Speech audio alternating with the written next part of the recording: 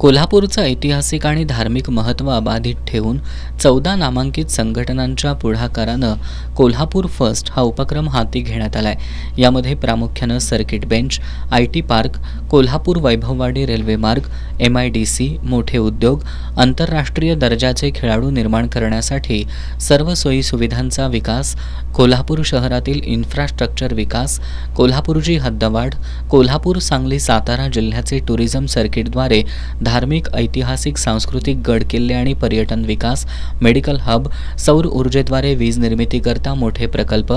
लघु आणि मध्यम उद्योगांना वीज पुरवठा, Kolhapur, Sangli, Satara foundry and engineering हबचा विकास, आयुक्तालयाची स्थापना या प्रमुख विषयांना कोल्हापूर फर्स्टच्या माध्यमातून प्राधान्य देत शासनाशी संवाद साधून सोडवण्याचा प्रयत्न होणार आहे.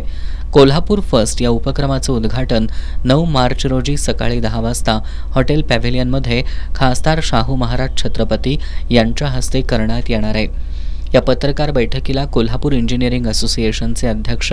बाबासाहेब कोंडेकर, कमलाकर कुलकर्णी, सर्जेराव खोत, अजित कोराणे, महेश कुशिरे आणि सागर घोरपडे उपस्थित होते.